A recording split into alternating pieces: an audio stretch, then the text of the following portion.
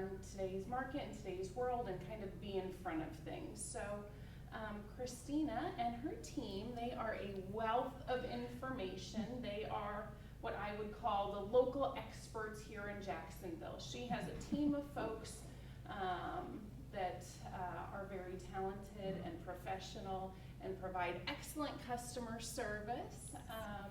And so with that, I would like to hand it over to Christina. Great, thank you. Thank you for the introduction. So I am not a Jacksonvillian, born and raised, but my father's military, so I moved around my entire life, and I've been here since 2003. Launched up my real estate career in 2006, and I've been selling in this market since 2006. In 2011, we launched Welch Team, and we are up to 27 employees, and we are the #1 selling real estate team in Northeast Florida. I am not out in the field anymore. My job is to go out and grow our team, educate people in our community, talk about the process, because a lot of people get confused.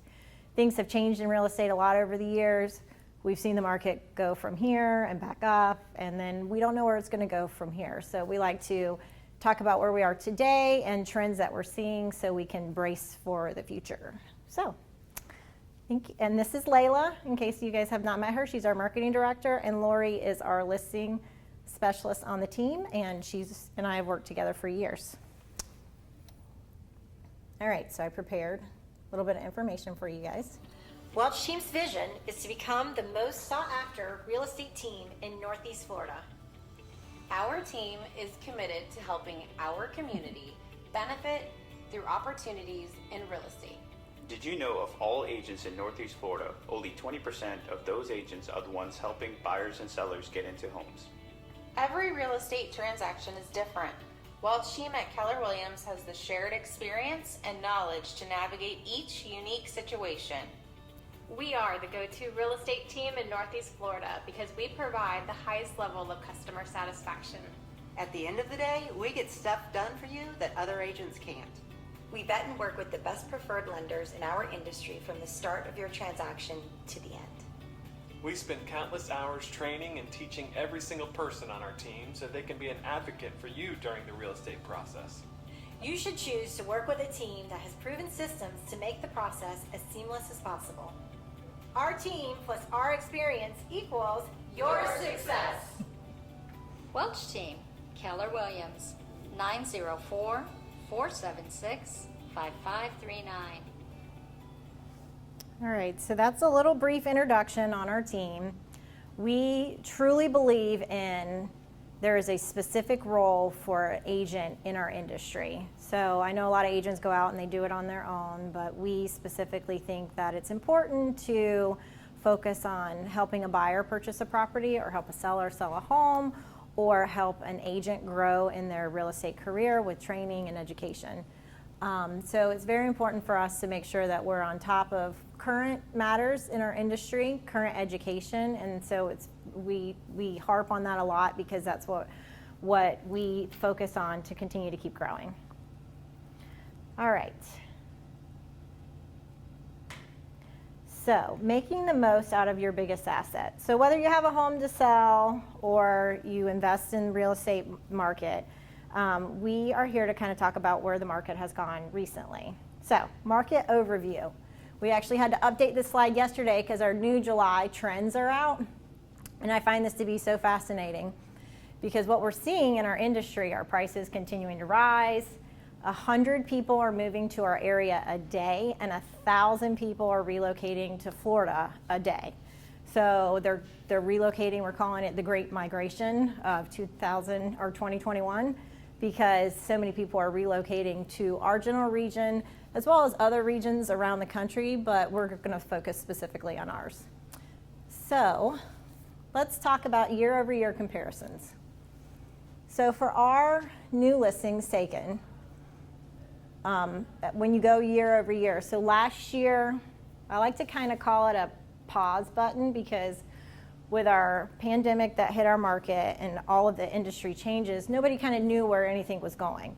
So people were kind of concerned about the market as a whole, their well-being, they're concerned about their family, their jobs, and their house as well.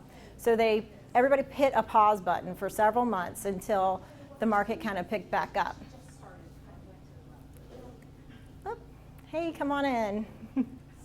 No, you're good. Welcome, welcome. Do I not stand closer? Oh, sorry. Okay, thank you. Okay. All right, so for new pending, new listings in today's market for the month of July, year over year, we're trending at 5.3% more. From there, closed sales have gone up 16% year over year. So what we're seeing is our market's increased significantly, and that's basically because of the numbers that I just said. There's 100 people moving to our area a day and 1,000 moving to the state of Florida. So that's a significant increase of houses needing to be on the market, inventory, new construction properties. So how does that affect our region locally for pricing? As you've heard, I'm sure that pricing has gone up 13%. What have you guys heard so far in today's market? Are there any trends that you're curious about? Yeah.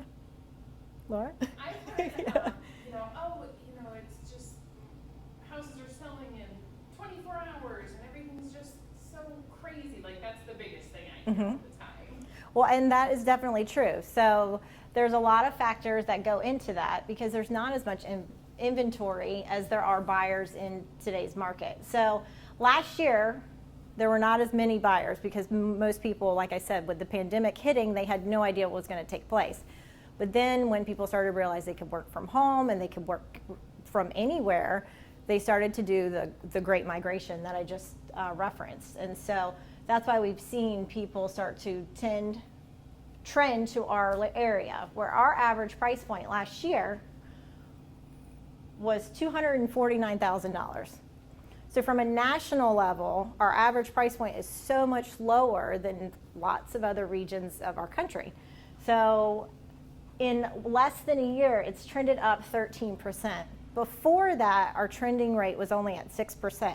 So pricing was only going up 6% year over year, and we're almost doubling that now because of the inventory shortage and the people trying to purchase. So that is causing multiple offers. We are seeing an influx of properties selling within a 24-hour time frame. The 24-hour time frame is you'll have 5, 6, 7 buyers on one particular property, and they're all fighting to win that bid. So I'm going to parking lot that for a minute because there's some more information I want to talk to you guys about that. And I'm just going to go into a few more statistics. It's kind of funny because what you see year over year, it's not as great of a number as you would think because we slowed down so much last year. So I was listening to a national trend report yesterday, and they were saying that you almost, because of the pause button, we didn't trend as much up as we probably would have had there not have been the break. So for August last year, these are new listings that hit the market. There were 3587. And so for July, there's 3663. So not too much of a change of new listings, but again, it's because people have decided to stay put. They're renovating their properties, which is creating an inventory shortage because we still have this influx of buyer moving to the area, and we just don't have the supply for them to purchase. So pending sales are down a little bit year over year for the month of July. And again, it's because of our inventory shortage. When you have 10 buyers for one property, we need 9 other houses. So the builders, they're building as quickly as they can. There's permitting issues, there's building supply issues, there's land issues. Land is the biggest hurdle right now. Even if there's land available, the county doesn't necessarily approve a community to go in. They have to have infrastructure. There has to be schools, has to be approved through the county. So there's a lot of regulations that they have to go through before they can approve a community, and we're seeing that huge in St. Johns County. Did you have a question? No? Yep? No? Okay.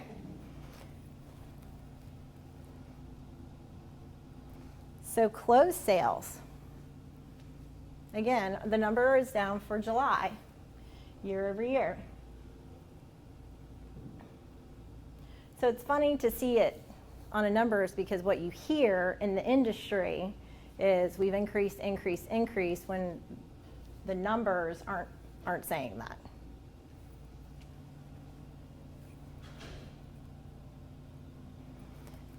So let's talk about putting your house on the market. So people who sell their home by themselves get $55,000 less on average than if they work with an agent. And there's a lot of reasons for that, and I'm going to go into that. 1 in 5 people have difficulty setting the right price for their home. So you can take sold comps in a community and you can put them together to come up with a number that you think your property's valued at. But there's one factor that you don't realize. Those sold comps are what properties have closed out at, but there could have been higher offers on that property. There could have been 10 offers on that property. So if a buyer is willing to pay above market value for a property, which we're seeing a lot of, then that price point could go up. So that's why it's been so difficult for people to set right pricing currently.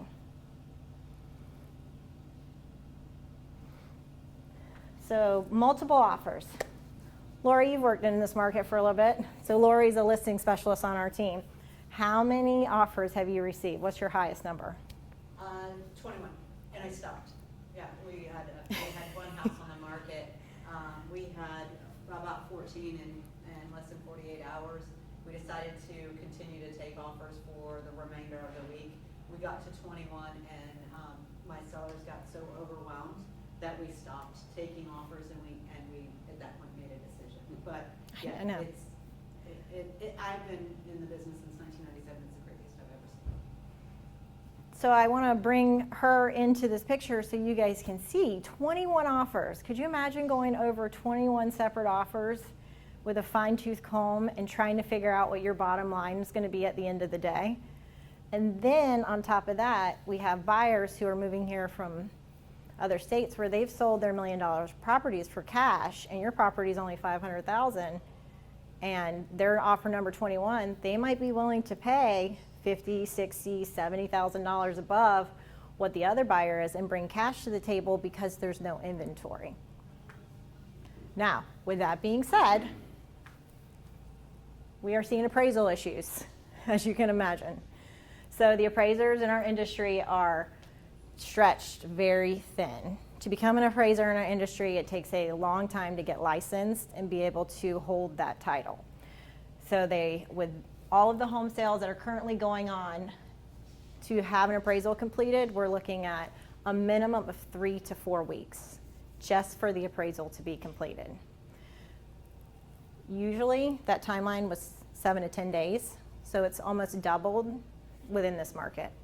And once the appraisal's been completed, they're doing typically what a seller would do. They're pulling those sold comps and they're making an opinion of value based on those numbers.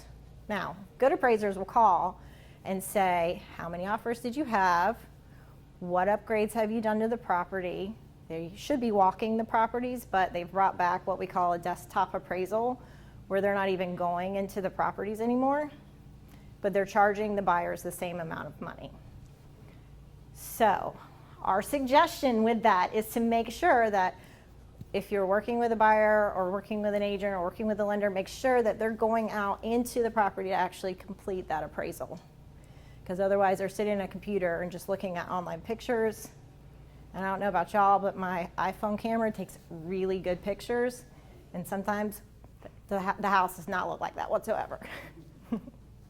Any questions on appraisals? Also, another factor is repair requests on the property.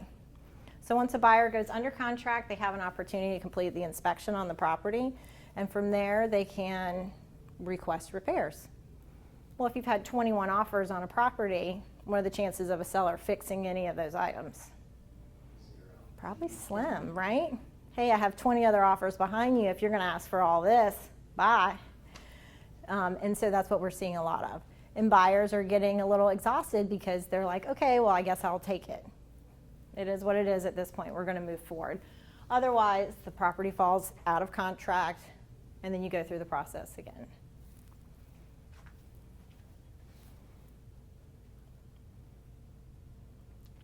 Downsizing. Why downsize now? Well, obviously, the market is at an all-time high. We've never seen it this high, and we've been in the business. I've been in business for 16 years. Lori's been in the business for, I can't count that. I know, I'm like trying to do the math. Leave that out. Right. In all of our studies, will it continue to trend in this direction? All signs are pointing to yes, but it's eventually going to stabilize out. And what that means is the inventory will catch back up to the amount of buyers that are currently out there, and it'll level off. Will the pricing come back down? In my opinion, I don't think so, just because everybody moving from out of state is helping drive that price point up. So people that are locally used to the $248,000 average price point from last year are having to get used to the prices that have risen. So in my opinion, I think we'll level off as far as inventory and the amount of buyers, and I don't think we'll have 21 offers on properties coming down the road, but I do think that our pricing increase will continue to keep going up. What's interesting is that our inventory levels have actually increased by, and keep in mind, we were extremely critically low in May, but since May to now, increased 36%. So it sounds like a huge number. It's just getting us back to some kind of normal, but there are signs that the levels are increasing, and that's because some buyers are setting out and not making the choice to move right at this moment. Yeah. Kind of put that on hold. Well, one of the most fascinating statistics I see with downsizing is it's not people where their children have moved out and they don't need such a big house anymore. It's all walks of life who are like, do I really need a 3,600 square foot house, or am I fine living in a 1,500 square foot house? They don't like the maintenance upkeep. They don't like the lawn care.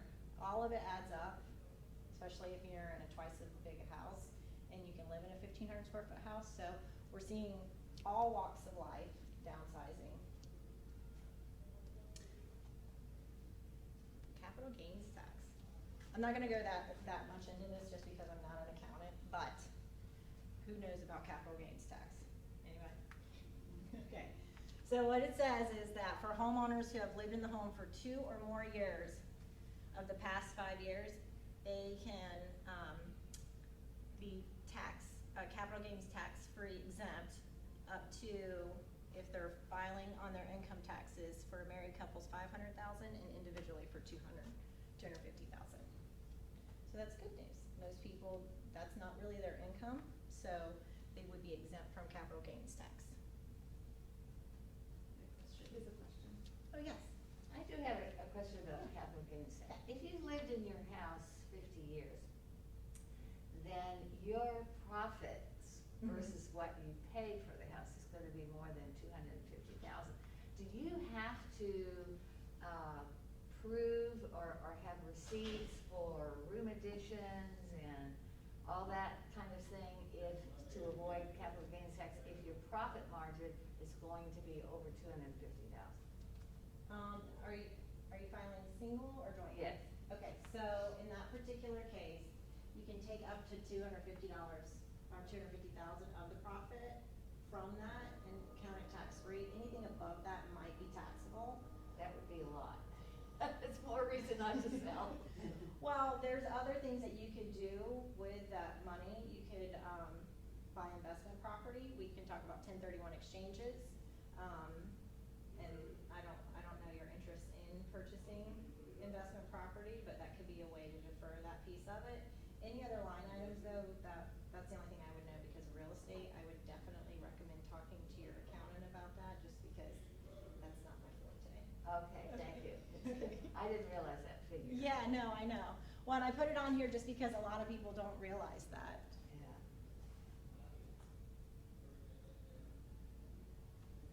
So what is your home's current market value? Do you guys know offhand?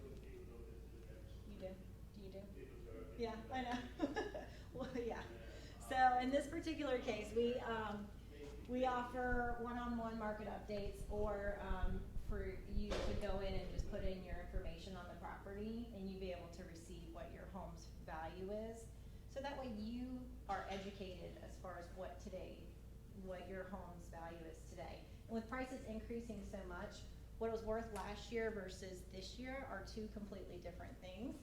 So I highly recommend you knowing exactly what your property is worth at all times, just because it gives you better insight into the biggest asset that you own, or one of the biggest assets that you own.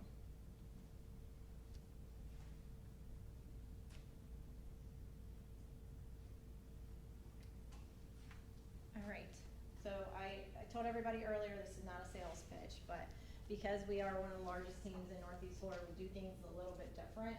So if you do know anybody who's interested in selling, or you know anybody in the market, we offer a cleaning service, staging consult, photography, 3D images. We don't necessarily have to have people through a property until it's under contract. In today's digital world, we can do 3D tours, we can do virtual tours where we walk through the property. We can do what we call doll houses, and it's all on the computer, and you basically walk through the property as a 3D tour. And then once you do go under contract with one of your 21 offers, then you can have somebody walk through that particular property. So the digital world has really changed how we market homes, especially for people moving to the Jacksonville area from other locations. A lot of times we'll sell properties sight unseen because they're able to take a tour through the property and through the neighborhood through Google Maps.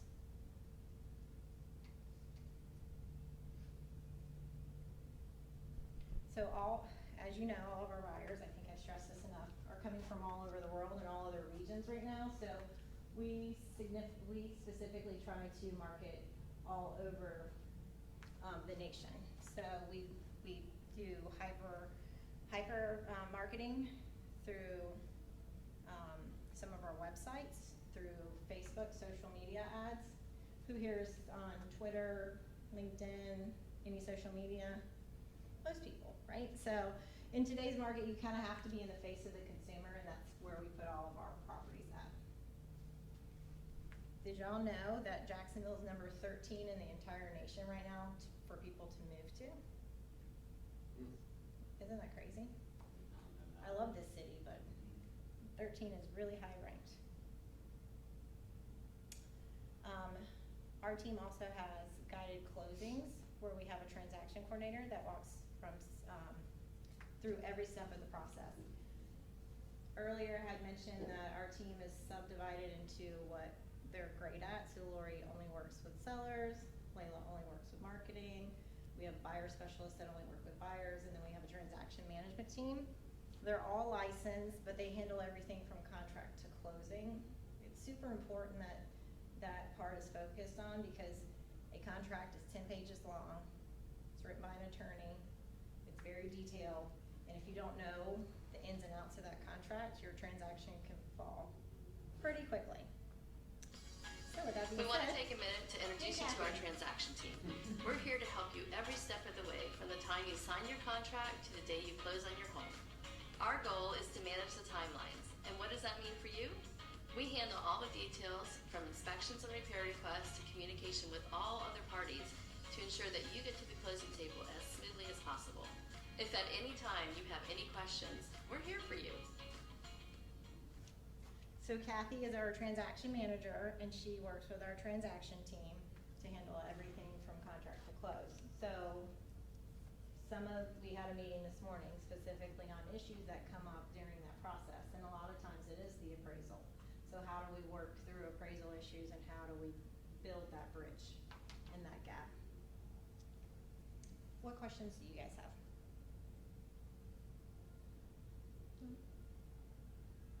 Okay. I wanted to know a little bit about you. Well, I didn't get your name earlier, I'm sorry. I'm Pat Ellis. I apologize for being late. I went to the wrong hotel. No. And I was talking to Lori yesterday. I just didn't read it carefully. No, that's okay. That's perfectly perfectly fine. You're good. So if you missed anything from the beginning, I can totally walk you through it. Are you guys homeowners in this market? You are? Okay. So my suggestion, and again, not a sales pitch, is just to know what your property's worth, and even if you don't talk to a local agent, you just do the automated app, I highly recommend that for your peace of mind, because things are changing so quickly. 13% year over year is a huge number. You wanna give them that go? Yeah, I just wanted to give you guys some water bottles. Here you go. Now, are you from this area? Well, since the 60s, yes. Okay. So I've had sand in my shoes for a long time. Oh, you have? Okay. I was asking earlier who all's been to the beach recently, and I know I have not. I was actually planning a beach day Saturday, and it looks like we're gonna get a tropical storm coming up. I'm not happy about that. So, well, good. Did you move from somewhere close by? I've been in my house for 47 years. 47 years. That's And great. That's my concern about the capital gains tax, because I put all sorts of money into it. It's not the same house as it was. Oh, so. yeah. Well, I'm sure you have an accountant. I would definitely talk to them about that piece of it, just because you can write off a certain dollar amount, but then over that, you might have implications for that piece of it, which might not be as bad as you think, though. Well, and then also with if you have a tax attorney that can help with estate planning, or financial planner that can help with estate planning a little bit, they may have some other options for you as you think ahead to what will you do with all of your assets, and where do you want those to go. And so they can answer a lot of those questions and really shield you and protect you a little bit from unnecessary tax implications. Yes. So I would highly encourage you. We've got some time yet, because we have to find you a house, but Yeah. Well, and that conversation's a good one to have. It is a great one. Like, my husband and I sat down with an estate attorney and had all of our stuff drafted out, so we have peace of mind if, God forbid, anything bad were to happen. You know, it's super important to have all these pieces in place, because you never know where life might take you, whether it be downsizing or moving to another location, or your kids taking your property from you. Me and my husband just did our Yeah, estate planning. exactly. And I was like, it's official, I'm an adult. Yeah. Well, it is.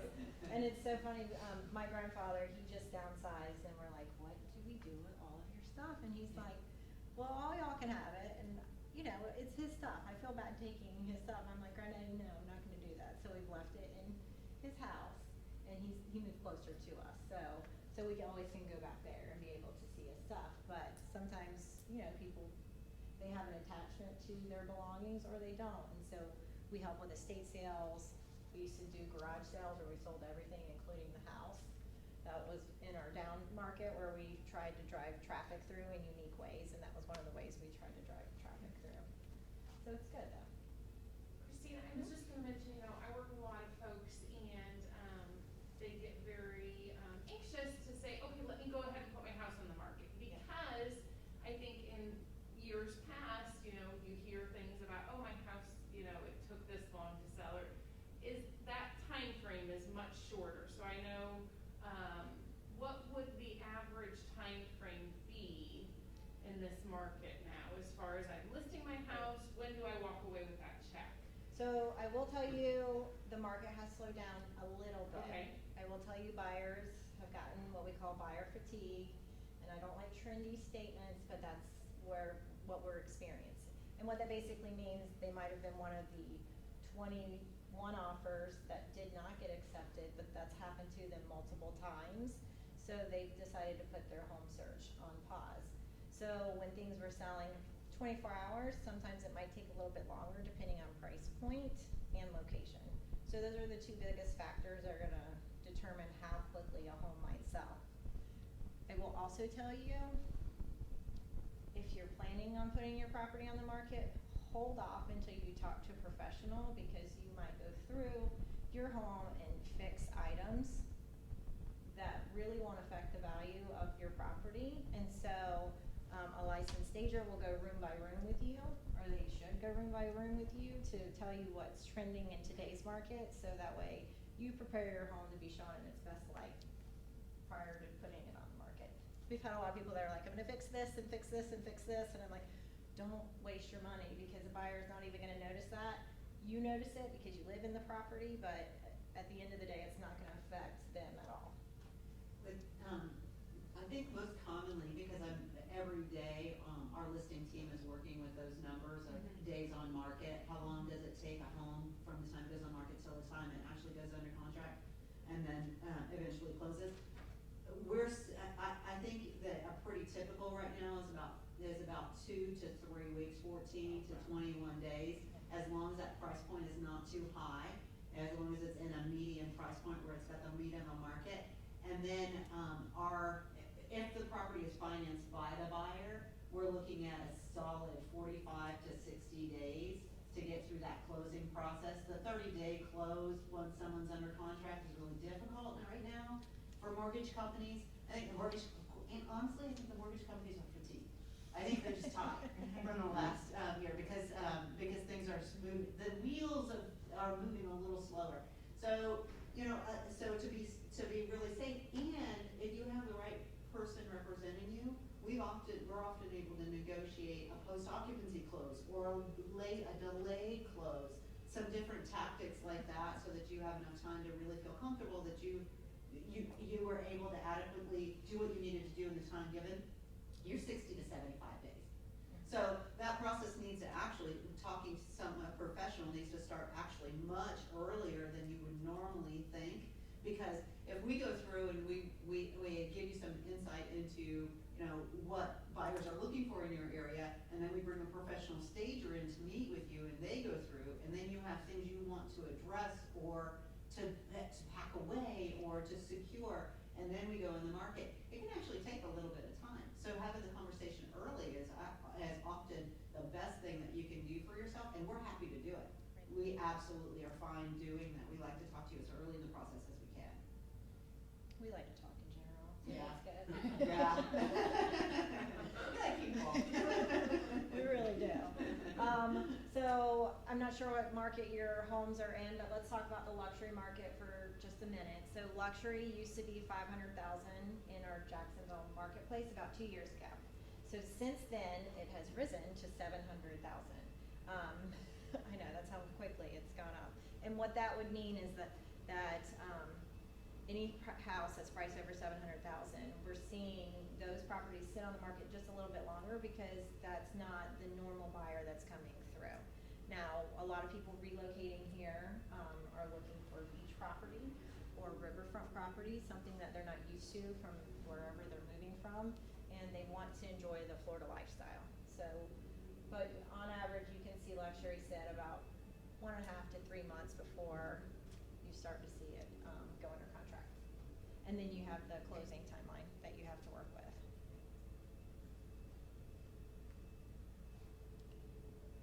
Trying to think, should I touch on anything else?